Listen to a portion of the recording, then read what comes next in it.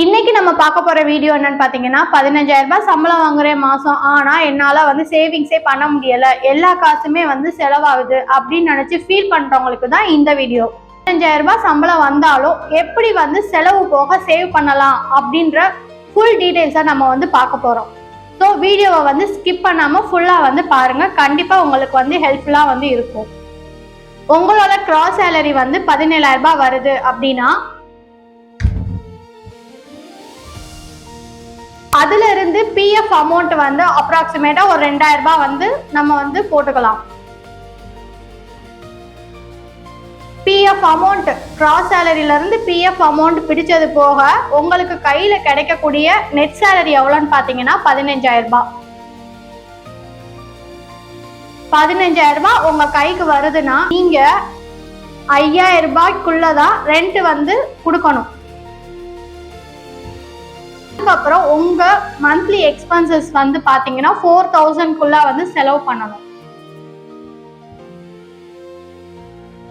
Middle class ஃபேமிலியா இருக்கிறனால கண்டிப்பா தேவையான பொருட்களை இஎம்ஐல தான் நம்ம வாங்கக்கூடிய நிலைமையில இருப்போம். ஸோ இஎம்ஐக்காக ஒரு 2,000 ஒதுக்கணும். நெக்ஸ்ட் அன்எக்ஸ்பெக்டடா ஏதாவது நம்மளுக்கு செலவு வரும். அதாவது ஒரு மெடிக்கல் எமர்ஜென்சியா இருக்கும், எங்கேயாவது விசேஷத்துக்கு போக வேண்டியதா இருக்கும். இந்த மாதிரி அன்எக்ஸ்பெக்டட் எக்ஸ்பென்சஸ்க்கு ஒரு 1,000 ஒதுக்குறோம். உங்களுக்கு கிடைக்கக்கூடிய கிராஸ் சேலரி 17,000 ரூபாய் இருந்தாலும் உங்க கைக்கு வர 15,000 சம்பளத்துல உங்களோட எக்ஸ்பென்ஸ் எல்லாமே போக ரிமைனிங் 3,000 ருபீஸ் இருக்கும். இந்த அமௌண்ட்டை தான் நாம சேவிங்ஸ் பண்ண போறோம். இந்த 3,000 நீங்க வீட்லயே சேவ் பண்ணி வச்சீங்கன்னா கண்டிப்பா உங்களுக்கு எந்த ஒரு யூஸ்மே இருக்காது. இப்ப நான் சொல்ல போற சேவிங் பிளான் படி நீங்க சேவ் பண்றப்ப உங்களுக்கு நல்ல ஒரு பெனிஃபிட்ஸ் கிடைக்கும். ஸோ எப்படி சேவ் பண்ணலான்றத பார்க்கலாம் வாங்க. சம்பளம் 15,000 ரூபாயில இருந்து எக்ஸ்பென்சஸ் போக ரிமைனிங் இருக்கிற 3,000 நம்ம சேவிங் சொல்லியிருக்கோம். அந்த 3,000 ருபீஸை 1,000 அப்படின்னு நம்ம 3 பிளேஸ்ல இன்வெஸ்ட் பண்ண போறோம். அப்படி இன்வெஸ்ட் பண்ற மூலமா நம்மளுக்கு எவ்வளவு ப்ராஃபிட் கிடைக்குது அப்படின்றத நம்ம பார்க்க போறோம். First RD and FD. என்ன ஆர்டி அண்ட் எஃப்டி சொல்றீங்கன்னு நீங்க கேட்கலாம். உங்களுக்கு எக்ஸாம்பிள் சொல்றப்ப கண்டிப்பா புரியும். Next mutual fund. மியூச்சுவல் ஃபண்ட்னா நம்ம எஸ்ஐபில தான் இன்வெஸ்ட் பண்ண போறோம். Next stock market. ஸ்டாக் மார்க்கெட்னாலே ரிஸ்க் அப்படின்னு நீங்க நினைக்கிறீங்க. லோ ரிஸ்க்ல நல்ல ஒரு இன்ட்ரெஸ்ட் கொடுக்குற ஸ்டாக் மார்க்கெட்ஸும் இருக்கு. ஸோ அதை பார்த்து நீங்க இன்வெஸ்ட் பண்றப்போ உங்களுக்கு நல்லா ஹெல்ப்ஃபுல்லா இருக்கும். இப்ப நான் சொல்லியிருக்கிற இந்த 3 சேவிங்ஸ் மெத்தடுமே உங்களுக்கு லோ ரிஸ்க்ல உங்க அமௌண்ட்டை நீங்க இன்வெஸ்ட் பண்றீங்க. நீங்க பயப்பட அவசியம் இருக்காது. இப்ப சொல்லியிருக்க இந்த 3 மெத்தட் மூலமா எப்படி பணத்தை சேவ் பண்ணா எவ்வளவு ரிட்டர்ன்ஸ் நம்மளுக்கு கிடைக்கும்ன்றத இப்ப டீடைலா வித் எக்ஸாம்பிளோட பார்க்கலாம். 3,000 ரூபாயில இருந்து 1,000 ரூபாயை எஃப்டி அண்ட் ஆர்டில நம்ம போட்டு எப்படி நம்ம அமௌண்ட்டை இன்க்ரீஸ் பண்ணலான்றத இப்ப பார்க்கலாம். அதுக்கு முன்னாடி பெரியவங்க சொல்லியிருப்பாங்க சிறு துளி பெருவெள்ளம்னு. ஸோ சின்னதா அமௌண்ட் போட்டாலும் அது இன்க்ரீஸ் ஆக நம்மளுக்கு நல்ல ஒரு ப்ராஃபிட் கிடைக்கும். அது எப்படின்றதான் வித் எக்ஸாம்பிளோட பார்க்க போறோம். குறைஞ்சபட்சம் நீங்க ஒரு 5 இயர்ஸ் பிளான் பண்ணிக்கோங்க. 5 இயர்ஸ் இந்த 3,000 ரூபாயை மந்த்லி நான் சேவ் பண்ணணும்ன்றத ஃபர்ஸ்ட் பிளான் பண்ணிக்கோங்க. அதுல ஃபர்ஸ்ட் 1,000 ரூபாயை நீங்க எஃப்டி அண்ட் ஆர்டில இன்வெஸ்ட் பண்ணணும்ன்றதையும் பிளான் பண்ணிக்கோங்க. ஃபர்ஸ்ட் இயர் நீங்க மாசம் 1,000 ரூபாய் அப்படின்னு சொல்லி எஃப்டில போடுறப்ப உங்களுக்கு அந்த இயரோட எண்டில் கையில கிடைக்கக்கூடிய அமௌண்ட் என்னன்னு பாத்தீங்கன்னா 12,429 ரூபாய் கிடைக்கும்.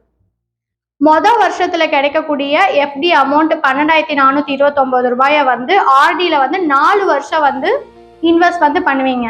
அப்படி 4 வருஷம் இன்வெஸ்ட் பண்றப்ப 16,086 ரூபாய் கிடைக்கும். அந்த 4 வருஷத்துக்கும் உங்களுக்கு கிடைக்கக்கூடிய இன்ட்ரெஸ்ட் என்னன்னு பாத்தீங்கன்னா 3,657 ரூபாய். அதே போல 2வது வருஷம் உங்களுக்கு எஃப்டில இருந்து கிடைக்கக்கூடிய அமௌண்ட்டை ஆர்டில நீங்க 3 வருஷம் போடணும். அப்ப 15,081 ரூபாய் கிடைக்கும். இதுல உங்களுக்கு 3 வருஷத்துக்கு 2,652 ரூபாய் இன்ட்ரெஸ்ட் கிடைக்கும். மூணாவது வருஷம் எஃப்டில கிடைக்கக்கூடிய அமௌண்ட்டை வந்து ஆர்டில வந்து 2 வருஷம் வந்து நீங்க வந்து இன்வெஸ்ட் பண்ணணும். அப்ப உங்களுக்கு 14,140 ரூபாய் வந்து கிடைக்கும். 1,711 ரூபாய் வந்து இன்ட்ரெஸ்ட் ரேட் வந்து கிடைக்குது. 4வது வருஷம் கிடைக்கக்கூடிய எஃப்டி அமௌண்ட்டை வந்து 1 வருஷம் மட்டும் ஆர்டில வந்து நீங்க வந்து இன்வெஸ்ட் பண்ணணும். அப்போ உங்களுக்கு 13,257 ரூபாய் வந்து கிடைக்கும். அதுல 823 ரூபாய் வந்து உங்களுக்கு வந்து கிடைச்சிருக்கக்கூடிய இன்ட்ரெஸ்ட். 5வது வருஷம் எஃப்டில கிடைக்கக்கூடிய அமௌண்ட்டை வந்து அப்படியே வந்து வச்சுக்கோங்க. ஆர்டில வந்து நீங்க வந்து இன்வெஸ்ட் பண்ண தேவையில்லை. டோட்டல் 5 இயர்ஸ்ல வந்து நீங்க வந்து 60,000 ரூபாய் வந்து இன்வெஸ்ட்மெண்ட் வந்து பண்ணிருக்கீங்க. உங்களோட கை காசை வந்து போட்டிருக்கீங்க. அதுல எஃப்டில மட்டும் உங்களுக்கு எவ்வளவு இன்ட்ரெஸ்ட் வந்து கிடைச்சிருக்குன்னு பாத்தீங்கன்னா 2,145 ரூபாய் வந்து இன்ட்ரெஸ்ட் வந்து கிடைச்சிருக்கு. 4 வருஷம் நீங்க வந்து ஆர்டில வந்து இன்வெஸ்ட் பண்ணிருக்கீங்க. அங்க வந்து எவ்வளவு இன்ட்ரெஸ்ட் ரேட் வந்து கிடைச்சிருக்குன்னு பாத்தீங்கன்னா 8,893 ரூபாய் வந்து இன்ட்ரெஸ்ட் மட்டும் கிடைச்சிருக்கு. இன்வெஸ்ட் பண்ண அமௌண்ட் 60,000 ரூபாய். ஆர்டி மூலமா கிடைச்ச இன்ட்ரெஸ்ட் வந்து 2,145 ரூபாய். எஃப்டி மூலமா கிடைச்ச 8,893 ரூபாய். மூணையும் நீங்க வந்து ஆட் பண்றப்ப 5 வருஷத்துல உங்களுக்கு 70,993 ரூபாய் வந்து கையில வந்து கிடைக்கும். நீங்க இன்வெஸ்ட் பண்ண அமௌண்ட் வந்து 60,000 ரூபாய். உங்களுக்கு கிடைச்சிருக்கிற இன்ட்ரெஸ்ட் பாத்தீங்கன்னா 10,993 ரூபாய். செகண்ட் இருக்கக்கூடிய 1000 ரூபாயை வந்து மியூச்சுவல் ஃபண்ட் எஸ்ஐபில தான் வந்து இன்வெஸ்ட் பண்ண போறோம். நீங்க இன்வெஸ்ட் பண்ணக்கூடிய அமௌண்ட்டுக்கு 12% வரை இன்ட்ரெஸ்ட் வந்து கிடைக்கும். இங்கேயும் நீங்க வந்து மாசம் 1000 ரூபாய் மாதிரி 5 இயர்ஸ் வந்து எஸ்ஐபில வந்து சேவ் பண்ணணும். அப்படி நீங்க மாசம் எஸ்ஐபில வந்து சேவ் பண்றப்ப 5 இயர்ஸ்க்கு வந்து 60,000 ரூபாய் வந்து சேவ் பண்ணுவீங்க. உங்களுக்கு அதுல வந்து 12% வந்து இன்ட்ரெஸ்ட் அப்படின்னு வரப்ப 5 இயர்ஸ்க்கு அப்புறம் உங்களுக்கு கிடைக்கக்கூடிய அமௌண்ட் என்னன்னு பாத்தீங்கன்னா 82,486 ரூபாய் வந்து கிடைக்கும். நீங்க இன்வெஸ்ட் பண்ணிருக்கிற அமௌண்ட் வந்து 60,000 ரூபாய் தான். உங்களுக்கு கிடைச்சிருக்கக்கூடிய இன்ட்ரெஸ்ட் வந்து பாத்தீங்கன்னா 22,486 ரூபாய். மூணாவதா இருக்கக்கூடிய 1000 ரூபாய் அமௌண்ட்டை வந்து லோ ரிஸ்க் உள்ள ஸ்டாக் மார்க்கெட்ல வந்து நீங்க வந்து இன்வெஸ்ட் பண்ணிக்கோங்க. மந்த்லி வந்து 1000 மாதிரி 5 இயர்ஸ் வந்து நீங்க இன்வெஸ்ட் பண்ணணும். இங்கேயும் மியூச்சுவல் ஃபண்ட் மாதிரி தான் 12% வரை இன்ட்ரெஸ்ட் வரும். ஸோ அப்படின்றப்ப நீங்க இன்வெஸ்ட் பண்ணிருக்கிற அமௌண்ட் 60,000 ரூபாய் தான். உங்களுக்கு கிடைச்சிருக்கக்கூடிய இன்ட்ரெஸ்ட் வந்து பாத்தீங்கன்னா 22,486 ரூபாய் வந்து கிடைக்கும். உங்களோட மாச வருமானம் 15,000த்துல நீங்க 3,000 ரூபாய் வந்து சேவ் பண்றீங்க மந்த்லி. அது 3 விதமா வந்து சேவ் பண்றீங்க. அப்படி 3 விதமா ஒரு 5 வருஷம் சேவ் பண்றப்ப உங்களோட இன்வெஸ்ட்மெண்ட் பாத்தீங்கன்னா 1,80,000 ரூபாய் தான். ஆனா உங்க அமௌண்ட்டுக்கு வந்து கிடைச்சிருக்கக்கூடிய இன்ட்ரெஸ்ட் எவ்வளோன்னு பாருங்க, 55,965 ரூபாய்.